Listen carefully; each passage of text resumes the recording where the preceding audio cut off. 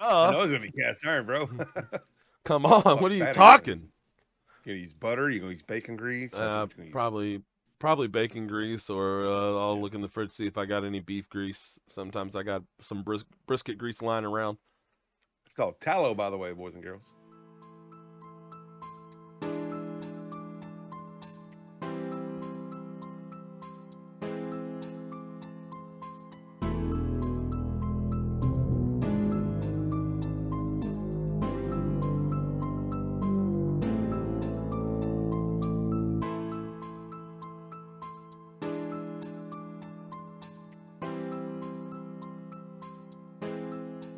Welcome to the Flavor Savors, a podcast where two donuts talk about a bunch of schnitzel. Here are your hosts, Mike and Dick. What's up, Taterheads? Welcome to the February 11th, 2022 edition of the Flavor Savors. I'm Dick. And I'm Mike, and on this episode of the Flavor Savers, we're gonna be pitting the flavor of liver against the flavors of the awful meats. You mean meat awful? No, I mean the other stuff is awful meat. So it's awful? Yeah, I mean it's not. Well, let's put it to you like this. I don't know if it's awful, but I've not tasted a lot of it, so it just sounds awful. Dad jokes. He's lying. He loves this crap. Yeah. No, I've actually. So when we're talking about awful and stuff like that, I really have not genuinely tried a lot of it.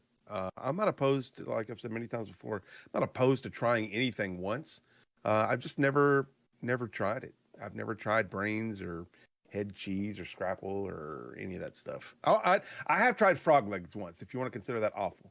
I have tried frog legs once. I thought it was chicken wings, and I thought it had turned bad. So Yeah. there's that. Out of the 7, I have tried 5. I tell you about. I have tried gizzards. I have not tried gizzards. I've tried You've never had sweetbreads. chicken gizzard? I don't like them. Uh, No. Wow. Yeah, that's well. I'm not into this kind of stuff, man. I Yeah, like beef. Just give me a steak. Give me a steak and some taters. But I worked on Perfectly mashed, apparently, right? I take that back. First of all, we got 8 topics. I didn't see brains over there, but I've tried brains and scrapple. Yeah, with I've never tried eggs. scrapple. And I've heard scrapple's actually pretty good. Is it? What do you think about it? I mean, it didn't taste bad, but why, when you have actual, like, I get why we ate it. You're using the parts, but if you got pork, why are you eating brains and I use mean, maybe every you just part of the like offal. vegetable, not every part of the meat? Use every part of the No, vegetable. Yeah. no. I mean, I would use that stuff for stew or for stocks and broths and stuff. if you're raising your own meat, I can understand using every part of it.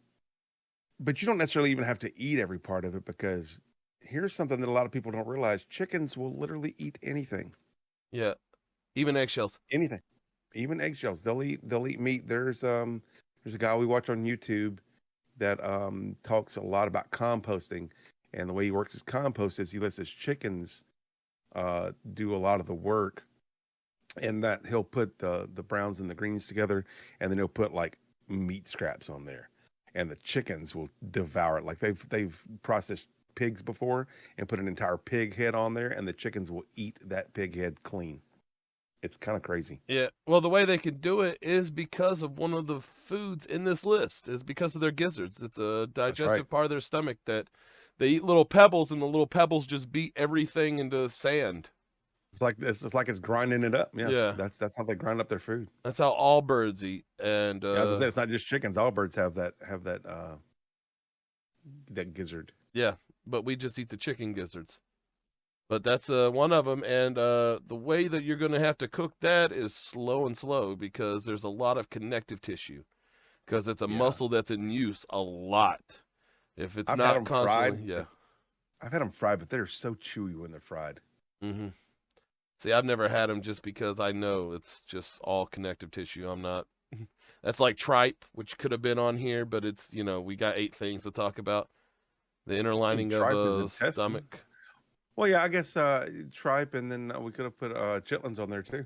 Yeah, there's a lot of things that didn't make the list, but gizzards and sweetbreads kind of covered all of that territory. Yeah, I can't speak a whole lot to the flavor versus flavor of of a lot of these things, but like I said, gizzards I can talk about, and I could talk about uh, frog legs. Yeah. That's about it. I've Well, never had head cheese or scrappled or mountain oysters or brains, yeah. anything like that. Scrapple just Uh, tastes like pork. It just has that overall pork flavor, but you know what it is. It's ears and trotters and it's yeah, everything. Face, meat, it's everything all from of the it. rooter to the Yeah. tutor. It's everything. It's whatever Yeah, didn't make it into cuts and isn't bone. That's what it is. pretty much. Oh man. And the only way I've ever known about scrapple was from watching Diners, Drive-ins, and Dives. And this is the second time this month I've mentioned Guy Fieri. He did one specific diner, and that's their biggest seller. It's their scrapple. I don't know. I think it's in Pennsylvania. I could be wrong, but Probably. that's their Because it's biggest probably got seller a is whole in bunch of head Pennsylvania. cheese too, because the Dutch love that stuff, man. Oh yeah, Uh, Pennsylvania Dutch. That they're the ones. I think they're the ones that originated all that the scrapple and yeah. the head cheese and stuff like that. The funny thing is, last month it was all about Alton Brown. This month, me and Alton Brown. This month it's you and Guy Fieri. I don't like I said, I don't have a lot of experience with a lot of this stuff, but one of the things I do have experience with, and I'll tell you the story, is frog legs. The first time I ever had frog legs, I was working for, I was a cameraman for a local TV station in my hometown, and the owner of the station threw a Christmas party, and so me and the other camera person that I worked with and our director, we were all kind of grouped together. We were going through the line getting our food, and they had the silver trays and the little burners underneath and all that stuff. Uh, we got to a place, and I thought it was like chicken wings. I thought we were about to have some chicken wings. I'm like, heck yeah, dude. So I got 4 or 5 of them. I didn't want to seem like I was too much of a hog, but I got like 4 or 5 of them, and we're sitting there eating. And I asked, I'd eaten 3 of these things so far, and I'm like, Omar was our director. Like, Omar, do the chicken wings taste kind of weird to you? He's like, that's not chicken wings, dude. that's, that's frog legs. I'm like, oh, that's frog legs. So I had to eat another one, and I was like, yeah, I just can't get past the taste of it. Yeah. Because I was expecting chicken, my mouth registered chicken, and when my brain went, oh, that's frog. Yeah, I don't want it anymore. I would revisit that notion though, because if I go into it knowing that it's frog, and if it's cooked the right way, uh, I might actually enjoy it. I went into it knowing it was frog, and I didn't like it. I could immediately tell. I mean, I knew what it was, but as soon as I put my mouth to it, I was like, "Oh yeah, that's not chicken. That is definitely not chicken." We were talking last episode about using milk to draw out the gaminess of meat. That's probably something that needs to be done with frog legs, because it has got a super gamey taste. To be honest, At least most ones of I the did. stuff in this list, minus like head cheese, mountain oysters, probably needs some kind of bath Yeah, to pull milk it out, bath. because a Right. lot of offals have that flavor. Yeah, because their intestine and such Yeah, organs. yeah, Organ just organ organ meat meats. is usually a lot gamier than muscle meat is. Which, by the way, if you guys didn't know, that's what a steak is. It's muscle. Yeah, I taught my son that, and I've also taught him why we would not be very delicious. We've gone over that in January's episodes. Go back and Yeah, yeah. watch to find out why you don't eat people. Well, It's not the one reason reason you why you don't eat think. people. One reason why you don't eat people. One of the many reasons why you don't eat people. um, Head cheese is a delicacy in places, and there's places in America where the delicacy part of it is all the good meat parts of it, like the cheeks and the tongue. And then there's Yeah. other places where the delicacy part is when you add the eyes and the brain and the All the nose and stuff like that. all that congealed fat. Yeah, That's something that's big in delis, isn't it? Like Jewish delis, head cheese. yeah. And then you take all that meat from the head, wherever it comes from. You boil the head, get all the meat off, and then you congeal that in a gelatin. Hmm. and that does not sound delicious to me at all. It's not sound delicious to me either. Uh, Speaking of doing stuff like that, what about liverwurst? Liverwurst is basically it's basically chopped liver that's made into a sausage, right? Yeah, liverwurst isn't bad. It's like liver, love but it's liverwurst. worse. But yeah, liverwurst. My dad, again, I think we talked last episode about my dad is the one that got me interested in liver, and he's the one that got me into liverwurst too. Him and my grandfather. My grandfather used to eat liverwurst sandwiches all the time, and I don't know what it is about it. I guess it's the flavor of it. I love it. I like I love all liver. sausages except for bologna and hot dog, and that's only if I make it. Because the crap that they add to bologna and hot dog these days is horrible. I'll get some Hebrew Nash, you know. They're at a higher level, you know. They answer to a higher power, higher standards. But other than that, all kinds of sausage. The pickle loaves, the olive loaves, the liverwurst. I don't do blood sausage really, or Never tried it. it's just you have to like gamey flavor because it is straight iron. Super. Yeah, I was gonna say super iron flavored. I'm sure. Yeah, but it has like when you pair with olives and stuff like that, it kind of cuts it, and all the sours kind of worked it. But it's still it's like it's not See, very my mom used to dig olive loaf and pimento loaf and pickle loaf and stuff like that, and I like that too. Dude, I'm telling you, I'll eat pretty much anything. I'll at least try everything once, and I'll eat pretty much, all the stuff that you're saying you won't eat, I'll eat. I don't care. Yeah, if head cheese was made into a loaf surrounded by like the meat, like olive or pimento loaf, other than like eyes and brains, because I don't want to eat that part. I'm too Americanized and spoiled for that. Well, a lot of the stuff is like, what is they talk about on Sling Blade? You think there's really peckers and buttholes in there? Yeah. But if it was not in gelatin, I might try head cheese. Just cheeks and tongue. I've had tongue. Tongue's good, but the thought of of it being a tongue just kind of puts it off a little bit. Yeah, that's what a lot of stuff about when it comes to offal. If you can get past your pre-notions of what you're eating, mountain oysters, for example, if you can get past the fact that that's a testicle from an animal and just enjoy it for food, you might actually like it. Yeah, we talked about this a little back in January, but I've had not mountain oysters because that is actually the deep fried version of a bull's testicle. But I have had bull's testicle that was sliced thin and fried. And the process is you have to scald it, usually like boiling water to kind of blister the skin around it. And then you peel that skin back, and then inside is just a literal like egg of meat. And that's calf fries, right? That's called calf fries, right? Yeah. Because when you cut those off is to turn your bulls into heifers so that they don't all fight and kill each other. I worked on a farm. It was pretty cool, pretty brutal, but I thought heifers were females. No, the heifers are aren't they the ones that have been cut? No, heifers are. Oh wait, then what is it? Is it a steer? Which is the one that's been cut? Because you take them when they're kind of young and you slice those things off so they don't kill each other. So a heifer is a young female cow that is not born a calf. That's what a heifer is. Oh, okay. What's the one without the woohoo?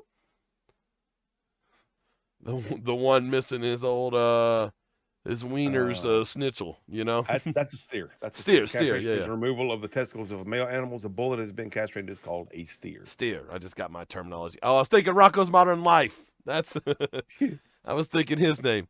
Yeah. No. See, you steer. guys are learning stuff. You're learning stuff while we're learning stuff. Yeah, I knew it, but I get messed up with words It'll of be a quiz names at and the stuff. end of the month, guys. Yeah. So keep this on. He's lying. But I was there for the process of removal, and they made jokes about how we were going to eat them. And then afterwards, we had these little hamburger patties that just looked, It just looked like someone made little hamburger patties And it was a big joke, so I'm eating them, and I'm like, oh, yeah, this is so good. And then I watched them blister some and peel them and slice them and start frying it. And I was like, oh, I'm done. So you were actually, it wasn't actually hamburger patties, it was No. testicles. Yeah, it was testicles. They were just thin wow. slicing them and frying them in a cast iron, which we talked about on last episode, frying in cast iron. But the house smelled so good. They were dusted with just salt and pepper. I was 14 and it was delicious. But those came off the guys that I was hanging out with all day. It was very sad. Wait, the testicles came off the guys you were hanging out with all day? Yeah, we had just cut those that morning. They were fresh. Oh, the cows. Oh, you said the guys. Well, yeah, I was hanging out with all those guys. I mean, they weren't guys after we were done with them, but beforehand they were. I was the one in charge of getting them all on the shoot, so they were still guys when I knew them. right. They were still dudes. Yeah, we were still a bunch of dudes hanging out. Completely off topic, but one of them had a horn growing back into their head, and you have to remove that and usually use the hacksaw. Well, the person whose job it was to put the hacksaw on the truck last time didn't do that. Wasn't me, but they got in a lot of trouble because the only thing we had was a chainsaw. Oh no! And we had How to put did that turn out? Well, we put it in the head catch. We put the bull nose on it, and I was young and strapping at that point, so I was the one holding the bull nose, keeping it. We lifted the tail so she wouldn't kick because we knew she was going to be terrified. And then we covered her eyes. They started the chainsaw outside and came in, and then went right through it. It came off, a little blood went, and she walked out, and everything was cool. Wow. But it was terrifying as a 14-year-old kid just watching a chainsaw go to the... I can imagine, dude. I can imagine. It was right in my face, like the chainsaw was right here, just... It was... I can't imagine that as a 48-year-old. What are you talking about, a 14-year-old? It was crazy, but, if we didn't do it by the time we got back, because it was already pushing her skull.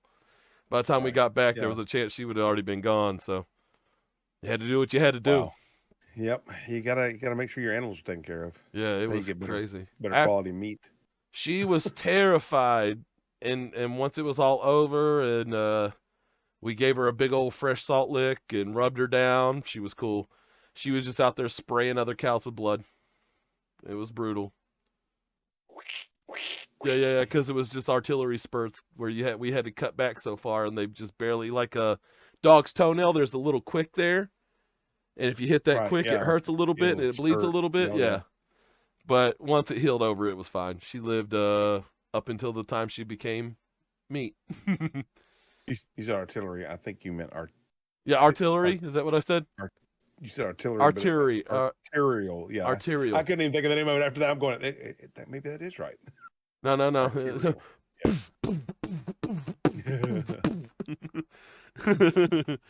She's just out there putting other cows down. Cow rave. Just chicken dinnering it up, bro. She last one standing. Artillery. I probably did say artillery. My mind does stupid things sometimes. So when it comes to sweetbreads, we're talking about like these are the glands from the thymus, the pancreas, or the heart of a lamb, pork, or beef. I've never had any of that stuff. I've never even heard of eating the thymus gland, but I've heard of the pancreas before. I've definitely heard of the heart before. A lot of people eat the heart. In fact, a lot of deer hunters eat the heart of their first kill. Yeah, it was in something that I ate. I can't even remember, but they told me I didn't like it, and they told me that was probably the reason I didn't like it, because it had sweetbreads in it. Yeah. But I'm pretty sure it was beef sweetbreads. I'd actually like to try some offal offal that I haven't tried before. Yeah. I actually really like to try that at a place that that they do it right. That they're known for cooking this stuff the right way. Probably more of a diner kind of area too, because I feel like a lot of high-end restaurants try to overdo it. The ones that serve offal, I feel like they kind of overdo the cooking process of the offal to try to make it into something more than what it was originally intended to be, and it was just basic food. Here's the thing. You yourself are doing what we tell people not to do. Just trust in yourself and go get you some, bro. Most of these ingredients are so cheap because they're just crap cuts.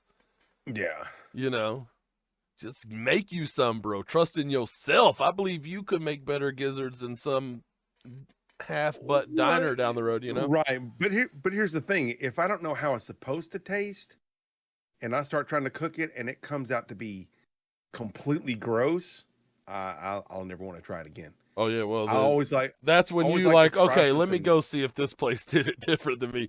Right. Nope, that Well, tastes the same. That's the thing is I like to try it from some place that has a reputation for cooking it good. So Yeah. like with Scrapple, for example, I would want a good restaurant. Like if we ever went to Pennsylvania, I would make it a point to try to go to one of those diners that serves Scrapple and try it because Yeah. I'd want to know how it tastes. And Well, if I don't like it, then I don't like it. I won't ever try it. But if I do like it, then I'll start learning how to make it because I don't want to waste my money on something that's just gonna get thrown in the trash. yeah. Anyway. Well, Scrapple's different because I mean that and head cheese stuff like that, but gizzards, Yeah. stuff like that, you know, sweetbreads. See, I know my Scrapple was probably the best Scrapple ever made because the person who made it was like 185. Her hands were like this. When she smoked a cigarette, it stayed in her mouth fully so that it was a full ash that never Yeah. dropped in the food. I know that was the best cooked Scrapple that could have ever been scrappled. There was no way it was going to ever be better than that because everything that woman touched in the kitchen would make you sick right. from eating so much. You would my literally eat till you puked. Her biscuits and gravy, and her biscuits were always like this big, that tall, little tiny, weird little biscuits.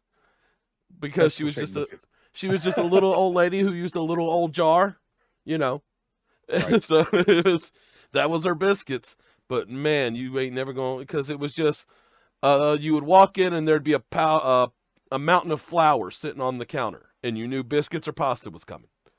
Oh yeah. Yeah, it was either chicken and dumplings is coming, and then you would immediately go look on the washer and see if the chicken was out, because they had the big 1 gallon ice cream containers that was always just full of leftover chicken part. You know we had breast and legs and thighs. We butchered a chicken and ate it, but there was a leftover breast, a leftover thigh. Shred that, you know, get your stocks and all that, put that in a container, put it in the freezer, and then when it's chicken and dumplings or chicken and noodle time, you'd go and look and see is that defrosted? Yes, it's chicken noodle time, baby. You know, chicken and dumplings. Yeah. You knew it was always something amazing. So I know for a fact I had the best Scrapple that was ever made.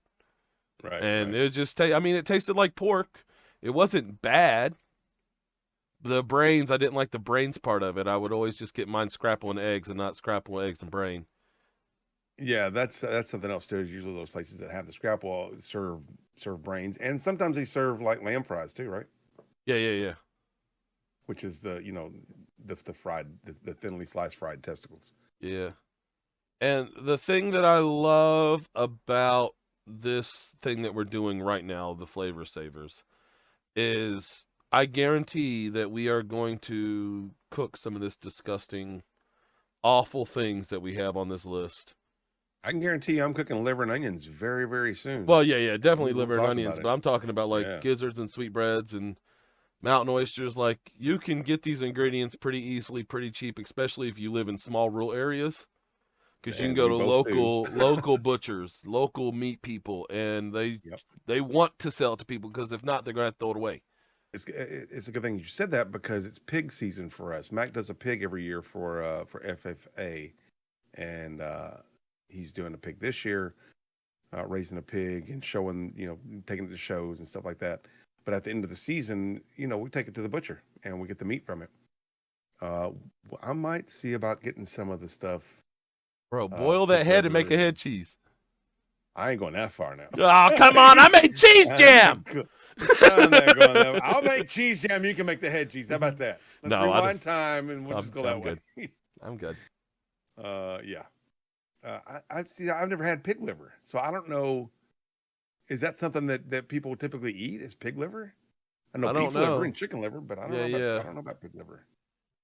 Like I said, I only eat beef liver. If I'm eating liver, I'm not messing with any of those other. I want that beef flavor. I wonder. They have to. Surely, pig liver is a thing, right? Who knows? I tell you what, I won't be eating The brain? I want the chitlins. I'd Oh. sooner eat the brains than the chitlins. You're gonna get the tail and the trotter and all that? Yes, but the trotters are going to. We have Jesse's, one of our best friends is Asian, and her mother wants the trotters because she cooks them Yeah. all the time. So those will go to her. The ears will go to the dogs. You know, we'll do our best to make Are sure you that we don't gonna have waste. them give you the scraps in the bone? The bones, yes, for sure, 100% the bones. The scraps, maybe. I would I haven't if they really thought about it. yeah, because then you could throw those in with your bones for your broths Stock, and yeah. stocks and whatnot. Right. And after that, we'll just do like we do with the chickens and grind it up and give it to the dogs. Have fresh Yeah. dog food. 100% pork bone meal, I guarantee. Oh yeah. Well, especially those femurs. I bet that bone meal on the inside is delicious. Oh, I bet All it that is. marrow. Take that marrow and extract it and fry it up. Oh, good stuff. That's the one thing I like about getting ham with bones in it is getting that bone and sucking the marrow out of it. Oh, it is so good. Mac loves that too. He's like, "Are we having ham steaks anytime soon?" I don't know, maybe one, because I'm really craving some pig marrow. So he just says pig marrow. Just go grab that pig, rip a leg off. It's good fresh out of the tap. Fresh out the tap. We're definitely going to be cooking liver and onions in our Savor versus Oh. Savor on the end of the month here. And I'm probably going to cook it a few different ways, just you know how I do. I was going to talk earlier about how I love the way we're doing this, because I really want to make some stupid jams like cabbage jam and broccoli jam and just the dumb stuff. Also, like some good jams like garlic and stuff, but I want to make some dumb jams too. Now that cheese jam has been done, I want to make some stupid things. Like liver jam? Is that where you're going with this? No, but I could. Oh gosh, I don't know. Liver, onion, and garlic jam? You might be testing fatal a bit. I do want to make a straight brisket jam. That would be good. Just pounds of brisket and sugar. That's pretty much it. Brisket and sugar. Get a little bit of brisket. Get a lot of that fat rendered out. I feel like you should incorporate some beef stock into that too. You don't want to, for your liquid parts. Oh yeah. But the bacon jam that I made, the video on YouTube. Somebody asked me in that video, could you make that without coffee? And I'm like, yeah, I don't see why you couldn't. You just use some chicken stock or beef stock or like just water or maybe extra apple juice, whatever. Yeah, if you're not into the flavor of coffee, just replace your liquid with something that you think would go good with it, that you like the flavor of. Yeah, we talked about it back in episode 1 and 2. That's the great thing about cooking. You get to play around. Do whatever you want to. Yep, no rules. It's the ultimate sandbox. No rules. You do whatever you want, however you want, and you learn from your mistakes. And bad quote here, but there's hundreds of ways to skin a cat. You mean pig? Anything, any animal, you can skin it so many ways. Yeah. Fire, knife, sword. There's so many ways. Strips, one piece. It's on and on. It's the same with cooking. There's so many different ways to cook a cat. I mean, pig. And this is how stupid we get when we're not doing a podcast, ladies and gentlemen. We talk about dumb stuff, and I mean, like we've extensively talked about dumb stuff. We'll just leave it at dumb stuff. We won't even go into it because some of you guys will probably completely understand. Really raise my eyebrows. So, let's just say we've explored every aspect of food, cooking, and eating that you could possibly think of. Which is why we're doing this podcast, so we can share most of that with you. But the main way I'm going to cook my we go over this a little bit on a previous episode. But I'm going to take my liver, beef liver, because I like a big beef liver. But I'm probably going to cut it in half and use half of it for a couple other different cooking methods. And half of it I'm going to soak it in milk or cream or buttermilk, whatever you want, like that, so you can pull the gaminess out of it. And then I'm just going to dredge it in a little light flour, and straight into a pan that I've already caramelized my onions in. Yep. And What fat are you going to caramelize your onions with? Cast iron. What fat? Oh, I thought you said what pan. I was like, cast No, iron, no. I duh. know it's going to be cast iron, bro. Come on, what are you fat talking? You going to use butter? You going to use bacon grease? Probably bacon grease, or I'll look in the fridge, see if I got any beef grease. Sometimes I got some brisket grease lying around. It's called tallow, by the way, boys and girls. McDonald's used to cook their French fries in tallow. Yeah, they did. Until they got sued. For those of you who don't know, pork fat is lard. Beef fat is tallow. That's the difference there. A little education. The education on the Flavor Savors.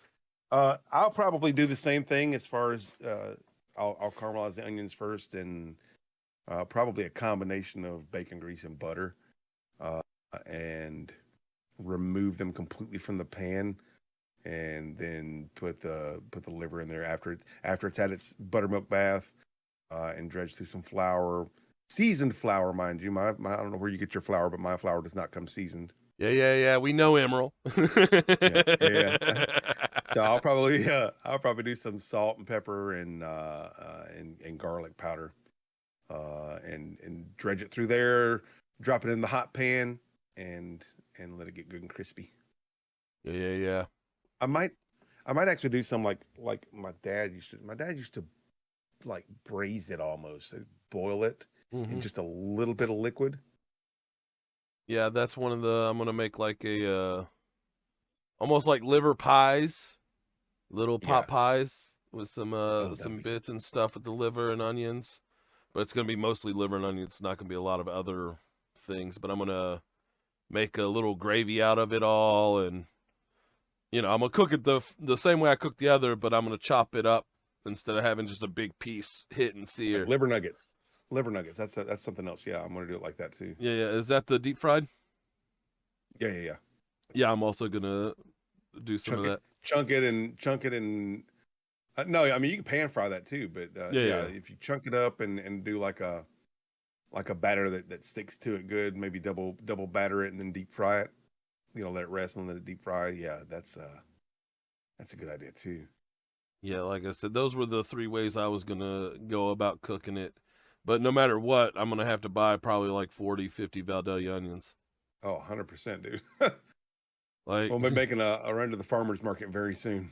Just for the Fidelias. You can use my idea if you'd like, but I'm gonna also mince up some of my Valdelia and mix it in with my batter for my deep fried application. That way that onion is in the batter too. Probably not quite caramelize it, but get it right there. And then chop it and put it in the batter.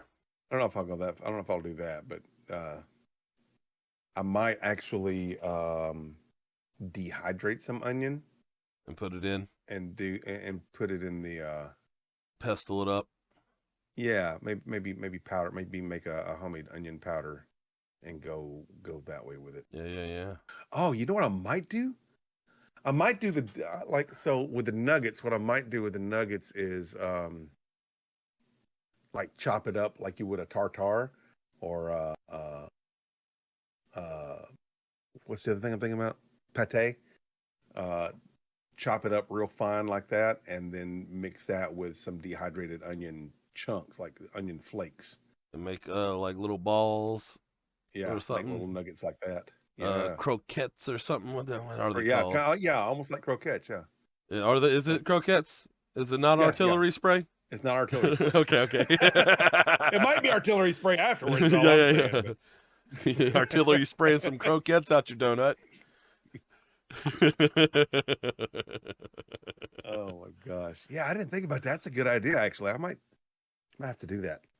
That's what I love about this is because in the process of talking about it, we come up with some crazy stuff, man. Just stupid things that if it works or not, who cares?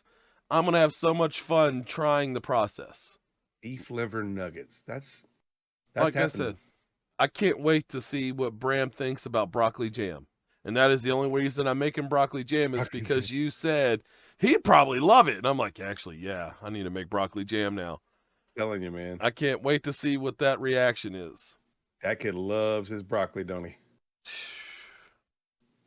Man, there will be like we'll go to one of the crappy fast food sit down restaurants, apple craps or chili craps or whatever craps you put on whatever word it is.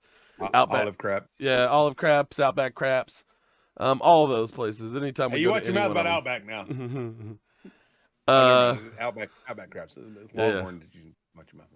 Anyway, No, go ahead. because even those, like, you're overpaying for their meats aren't the best cuts and stuff. You still need to get to a better restaurant.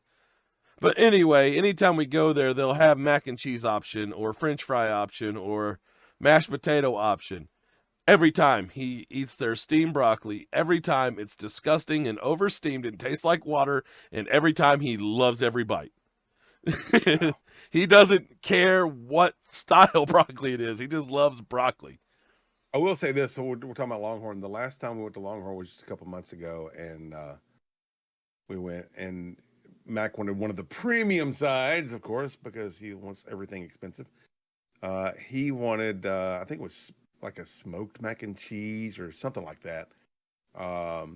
It was $6, $7.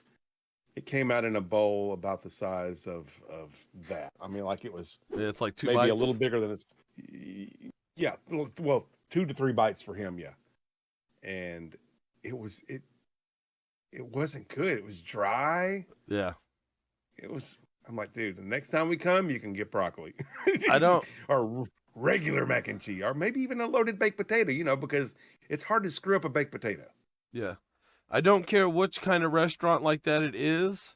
There's usually some 18, 19, 20-year-old kid working back there who doesn't care. The meat's Just there already for a been paycheck, pre-seared to look like it was hit on it. It's just that you could just do so much better at your house. Yeah, you really can. I try not to go to those places as much as possible just because I know my house cooks way better steak. I'll buy a cheap cut New York strip and cook that better than any Longhorn porterhouse. Guaranteed. Oh yeah. So it's always worth it for me. I don't doubt that at all. And something that I love about cooking steak at home is if you go to a restaurant and order it, they have to make sure everything's done right at the right time, and they never do it right. Like somebody always gets their food before everybody else, or everybody gets their food at the same time, and somebody's got something on their plate that's cold. You can do things the right way and know that you're doing it the right way, and have it all done at the same time, and all be hot and delicious and cheaper, a whole lot cheaper. Yeah. And my family doesn't care if my steaks have to rest for 10 minutes instead of 5 minutes and they come out what a restaurant would call dead. It still tastes way better than their steak when their steak was alive. And it's here, it's now. We just got to wait a few more minutes because the potatoes aren't done, but I guarantee it's better. And that's the thing is that a lot of people don't realize when it comes to meat, and even with offal, is sometimes you have to let that stuff rest. You can't just cook it and immediately serve it and eat it.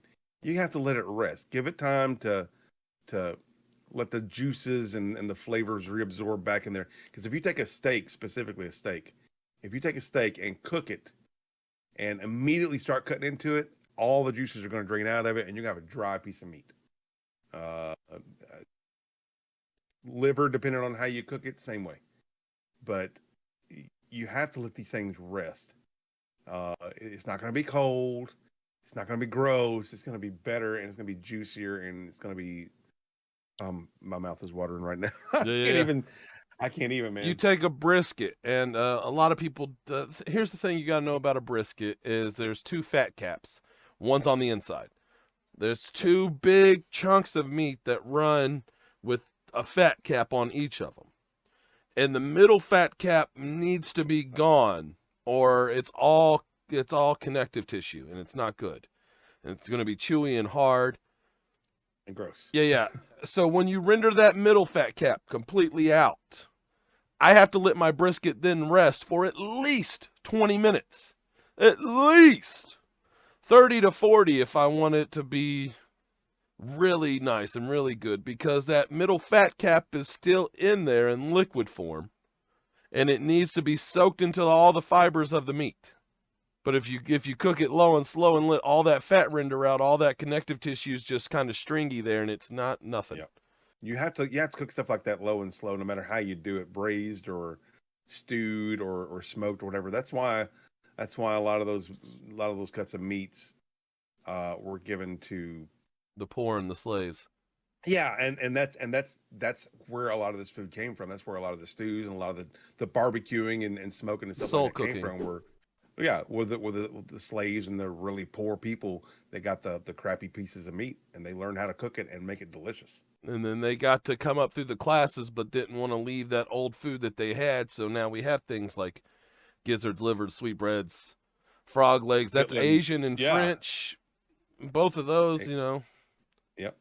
So it's not even Different. an American thing, but it's a worldly thing where the low Yeah. cuts get passed down. Yeah, the French brought that stuff over to Louisiana and introduced it there, and that's why most when you think about frog legs, if you're not thinking French, you're thinking Cajun, because that's where it came from. They brought it up to the French Quarter. And We need Teddy on here to talk about that. Yeah. Well, I mean, we will be getting guests, so maybe we'll have like because I don't know much about Louisiana cuisine because it's not my cup of tea, because it's a lot of seafood-like things. Right. So I would love to have him be able to come in and sit in and me keep my mouth shut and learn something. We were talking about all that connective tissue inside the brisket and how if you don't melt that fat cap at a slow temperature, you don't have that empty space with just stringy parts. What you have is that space shrinks because all those stringy parts just became tight and rubber. And that's what you don't want, because that's when you're eating the rubber. Then you get a super tough piece of meat too. The meat itself becomes tough. Another thing that happens like that is gizzards. If you don't cook gizzards slow, if you try to cook them quick, all that connective tissue just tightens up like a rubber band, and now you're chewing rubber. So that's why fried gizzards are definitely not a favorite of mine. I'll eat livers, but I'm not a super big fan of gizzards because you have to fry them. Usually they're fried way too fast. Yeah. Connective tissue just it seizes. Like I said, up. I haven't had it, but I know someone who does do fried gizzards where they first braise them and then let them cool down and then fry them, but they just fry the breading pretty much. It's the gizzard's already done. It's already cooked. Yeah. You just crisping up the outside of it. They were talking about how the outside's a little bit chewy because some of those would shrink up, but it would still a lot better than just taking them and straight frying them. Yeah, 100%. You gotta treat your meat right before you eat it. Well, anything really. Cooking doesn't have rules, but it has ways that things need to be done. They don't have rules, but there are very highly suggested things that you do to make the food worth eating and not waste the food and the money that you spend on it. If I'm cooking meat and I start with a cold pan, there better be an exact reason for that. Because if not, I just broke a rule of cooking. But then again, there's ways that you start with a cold pan that you need to because of certain, there's reasons for things. Yeah, about the only thing I ever start meat-wise in a cold pan is bacon. And sometimes I don't even do that. Sometimes it goes into a hot pan. But I always throw in a screaming pan. I don't care. Go ahead. Bacon in a cold pan, sausage in a hot one. That's how I cook breakfast foods. Yeah, I put almost everything goes in a screaming hot pan unless there's a reason. Like when I made the jam, I put the cherries in a screaming hot pan because I wanted, or the blackberries in a screaming hot pan because I wanted, as soon as those blackberries to hit, that sugar to start just yelling at me. Yeah, and getting bacon has a tendency to burn easy. Yeah, you gotta keep an eye on it. Yeah, so that's why I usually start off in a cold pan just to make sure that it'll get to the temperature that I want. When it gets to the temperature, let me clarify. I started in a cold pan, turned on high, so it's starts off in a cold pan. As I turn the eye on, I turn it on hot, and as it starts to get up to temperature, I start slowly cutting that temperature back, and I usually end up around On a scale of 1 to 10, I usually end up around a 4 or so. I like a nice fatty bacon, so I always start to yeah. screaming hot. I want the meat to cook, and I want it to shrivel where the fat gets pulled, and it can ribbon if it wants or not. I don't care, but I want that. I want the fat to be see-through, but I want it to be a lot there. So you gotta get Yeah, that that meat is cooked very it quick. is yeah, one of those things where if you put just a piece of the bacon fat in your mouth, it just dissolves. Yeah, you bite it and it's Oh not chewy or anything. It just busts and no, it then just melts. man, making my mouth water again. I'm gonna have to Yeah. cook some bacon. I Bring might me some cook of that some bacon bacon with jam. my liver. Yes, Mix a I'll little beef and definitely. pork. Well, that's what I did last time I cooked it for me and Mac. Was I cooked a pack of bacon. I cut it up like I did with the bacon jam, and in just little chunks, and cooked that off and got it good and crispy, and then use that bacon grease to caramelize the onions, the fresh bacon grease to caramelize the onions, and then I just let that grease in there and fried the liver off in that. Yep. Oh, it's so good. That's why I said I'd probably just use bacon grease unless I have some brisket grease. But if I don't have any brisket grease, then I'll just get me a pack of bacon, fry it off. Yeah. Bacon's good on anything almost. I know we're talking about awful, but do you like fatback? I don't think I've had it. It's the back part, the very back part of the pig, and it's basically just the skin and the layer of fat that's Oh there. no, I don't. You cook it like bacon. Yeah. Oh man. I've used that in things, but I don't just eat it. Like I'll Yeah, man. chop it up and fry it and put it in things as You gotta a. try.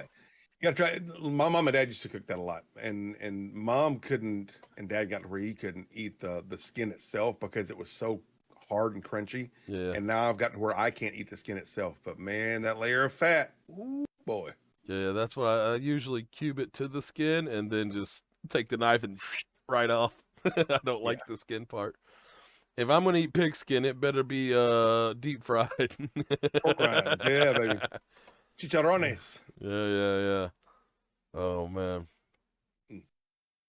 One thing we haven't really talked about yet is brains. We've hit the subject a little bit, but you can Yeah, eat that's any usually animal's brain. Squirrel, raccoon, it doesn't matter. You can eat it.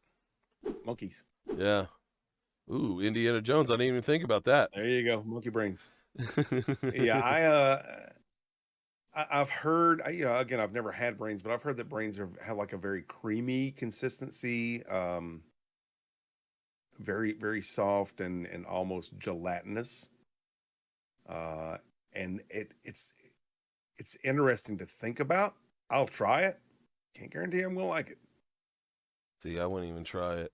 That was I'll one of the try things. it. Like I said, I always had my scrapple with just eggs, no brains. So you've never tried brains at all? No. If I'm put in a position to where I have multiple chances to try something that I've never tried before, I'll try it. I'm not just gonna go to a restaurant and go, yeah, let me get the eggs and brains. Because if I don't like it, I've wasted that money, and then I'll have to spend double to get what I want. If there's an opportunity to go to the same place more than once, I'll try it at least once because I Yeah. want to try their other foods too. But like brains and eggs, I'm interested to try that. Nah, I'm good. I don't have any need or want to deal with any brains. No, I'm definitely interested. I'm interested to try everything.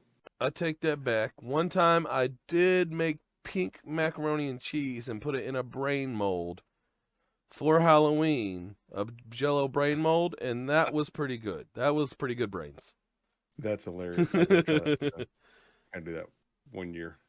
uh, those Oh man, brains, oh, tasted just like I mac and cheese.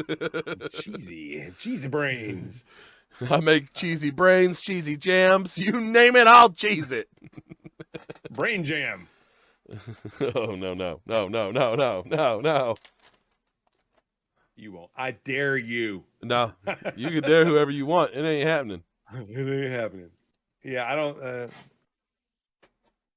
Liver jam. I don't think I want to do that either. I don't know that liver jam would be very good. I don't know of any offal that would make a good jam. I mean, people use pate. I don't. It would just be a sweet pate, pretty much, right? Yeah, I would imagine. There you go. I mean, if you wanted to put some jam with your pate, just make some liver jam in there. Done. No thanks. No thanks. I tell you what, something that I failed to mention is when we do cook the liver, I'm going to use some of that bacon jam on it. Oh, nice. That's going to be one of the things I'm going to do is make sure I put some bacon jam on the liver itself. Just a piece of liver, a piece of cooked liver. Instead of smothering onions and bacon and stuff, I'll do it with the bacon jam because it's got both of those components in it. I'm willing to bet there's Yeah, probably going to be a blog post about it and a video on southerndreamshomestead.com. There'll definitely be some mention of it. If there's not a full-on post and video about it, there'll definitely be some mention about it and how it came out. And we've actually been talking about doing one of those what we eat in a week kind of videos and try to work just from the pantry or specific, using this one food over and over and over again. And that'll probably be in there somewhere. Yeah, I mean, and since we already have this Flavor Savors platform going, you could use that in parts of that thing too, where we're talking about the stuff for a month, so. Definitely. So that's why I was glad to do the bacon jam, because that video went up on Southern Dreams Homestead real quick. And now you guys have heard about it and you've seen the blog post. There's so many ways that we can use the same content, and it's all food related, and we love food. So, here we are. Not only that, but it's different content actually, because it's the same video, content, different content. It's the same content in different ways, which makes it different content. Because the video you made over there and what we talked about over here, two completely different things. We talked about how much we like the flavor and the little things that we thought about and did. That video was, here's how I made this thing, and here's what I do when I make this thing. Yep. And the blog post is strictly just it's got some mention of the video and of the podcast, but it's basically just a recipe post. Here's what you need for it. Here's why you need this stuff. Here's what you could do instead of doing this. So yeah, it's the same content in different formats, which makes it different content. Yeah. So don't think that, just because I've seen them talk about it on the Flavor Savors, I don't need to see the video on Southern Dreams, because he goes into how did he make the coffee? You don't know until you go see. What did he do with the bacon? You don't know. Did the canning process work? You don't know. You have to go watch. You have to go watch. We talk about his jam tasting good, but maybe the rest of the batch got spoiled because he didn't can it properly, but that one jar he had open, that was fine. Yeah, go check it out and let it be inspiration for you to try it yourself. We've talked about before, listen to our podcast and go try this stuff for yourself. But when you actually, you can listen to us talk about it all you want to. You can even read a blog post about it all you want to. But when you see a video of somebody actually doing it and tasting it, and it's very inspirational to push you towards doing something that may be a little out of your comfort zone. So go watch the video, please. Yeah, well, maybe try it. You hear us talk about liver, gizzards, sweetbreads, frog legs, scrapple, head cheese, brains, mountain oysters, tripe, all these things we've been talking about, and you think, you know what, they're not going to eat head cheese, but I bet I could do it. Will. Yeah. And then you go make it, and you make a video, and now you got content. Send me that video. I'll watch it. I'll be one of your followers and viewers. Heck yeah. I want to see you eat head cheese. You tag us in the video and say, hey, I got this idea because I was listening to the Flavor Savors, and we'll definitely shout you out in our podcast and send some people your way. Anything that we do that you want to try and write about or make videos about or whatever, let us know, because we're more than willing to help you promote that stuff, because you got the idea from us and you're passing it along to your followers. We'll definitely send you the people that listen to our podcast on a regular basis to let them see what you're doing based on what you've heard from us. So yeah, the whole point of this is not just us two talking to each other about, what do you make? What do you make? This is what I like. We also, the first 2, 3, 4, 5, 6 months is going to be that, but then we want to start bringing people in and bringing your recipes in and showing people that it's not just about us, it's about us and the community trying to eat different things or new things or think outside of whatever box we've been built in. And that's the thing, is thinking outside the box. Don't let societal norms tell you what you can and cannot do. Try it. If you think of something like cheese jam, try it. Yeah, like I said, broccoli jam. I guarantee it's going to be disgusting. It's going to smell like farts. It's going to probably taste like farts. It's going to taste like sugar farts, actually. So tastes like sweet farts. Yeah, unicorn farts that's probably what unicorn farts will taste like. Yeah. But I guarantee my son is going to try it, love it. We're going to throw most of it away. But it's going to be a fun thing to do, just do something stupid. Because my son loves the thought of eating that brisket. I made the stew, and I took a little spoon of the brisket cherry jam, and then I put some stew in the spoon, and I gave it to him. He loved it. He loves some brisket cherry jam stew. That's cool. And it's if you have kids and you do this with your kids, let them experiment too. Let them say, hey, why don't we try this? Try it, because you never know what they might not know the best flavor profiles that go together, and they might suggest something that is completely random and off the wall that you try and it turns out to be real good, like cheese jam. Yeah, I don't know. Well, cheese jam is not real Not good. that I would say that was real good. I don't know. Yeah. I mean, the reason I try things that are off the wall because I get so bored with the same old. I've been making the same old my whole life. I've been cooking since 10 and before. I'm tired of it. I want a pizza that tastes like a taco that tastes like a hamburger. So I make a hamburger and use tortilla shells and then a little extra lettuce, and I put that on a pizza, and now I have a hamburger taco pizza or so, stupid, whatever. It doesn't matter what it is. You just think as stupid as you possibly can, and you do the thing. And back to his point, kids always think as stupid as they possibly can. There is not one kid who thinks intelligently 98% of the time. I'll say this about Mac. Mac is always coming up with hey, we should try this. The boy will sit down for dinner and he'll go, oh, this is so good. You know what would make it even better? Like there's 5 out of 7 dinners we sit down. He's finally starting to break the habit because we've told him before, can't you just eat it and enjoy it and say thank you? It was delicious. No, because his brain's always working on how he could make something else out of it. And that's cool. I as annoying as it can be sometimes, it's actually really cool that his brain thinks like that. And we've gotten where we're listening to him more. You listen to your kids when they talk about stuff like that.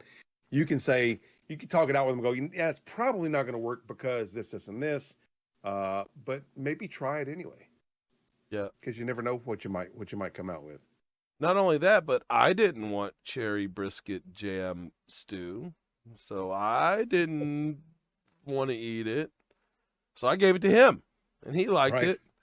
And then I was like, hold on, if he liked it, let me try it. Nope, this is disgusting. I was right. Nope, yeah, I was completely right. He's wrong. But he didn't care. He liked it.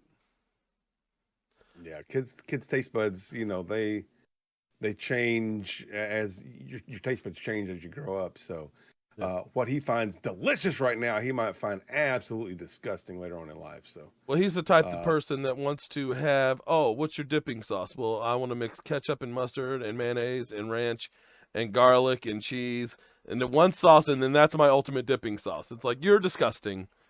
But without people thinking in disgusting ways, we wouldn't have the offals that we were talking about today.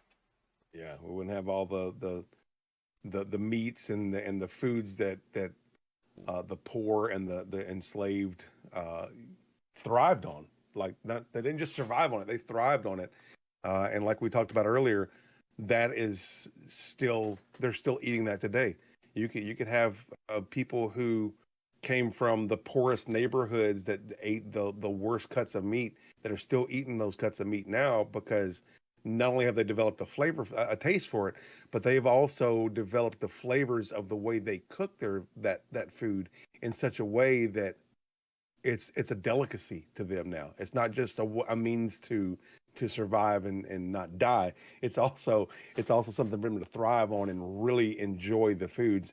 And it brings their family together. And that's what food does, and that's what cooking does is brings your family together. So Yeah, there's so that duck egg thing that when you go into Asian places, it's a duck embryo that's been cooked. oh yeah. And it's expensive. Or really century old egg. tofu. That's Oh, super yes. expensive because that's what they had, and they've turned it Right. into this thing that they love, and now it's a delicacy. So let your kids create their own delicacies. Who cares? You never know what you might end up with. That's another thing. Like, just keep It's listening to either us too, because you never know what you're going to end up with. yeah, it's either going to like letting your kids talk about what they want to do with their food. It will either lend to you going, wow, that was actually really good, or you going, see, I told you it was going to suck. So you're either educating them or yourself, or potentially both of you, because they might suggest something and you might try it and you go, oh, that's really good, and they might think it's disgusting. It might be their idea and they might think it's disgusting, but who knows? No matter what, kids aren't going to try new something. things if you're not willing to try new things. No, that's right. They're not. With that being said, Try it. I'm Dick. And I am Mike. We appreciate you guys joining us for this episode of the Flavor Savors. Please make sure you come back with us next week. Tell your friends about us. Tell your family about us. Tweet us out. Put us on Facebook. We do have a Facebook page too, by the way. We're starting to work on that. So make sure you check us out on Facebook, on Twitter, maybe an Instagram coming soon. Who knows? But share us on the social medias. Let everybody know about us. And come back and join us next week for another episode of the Flavor Savors. Thanks to everyone who helped us out. Intro music, outro music, announcers. You guys are all the best. Thanks for watching. You guys are the best. Bye. Bye. Thanks for listening to the Flavor Savors podcast. Be sure to follow us on our socials listed in the show notes below. We'll catch you next week with a brand new episode.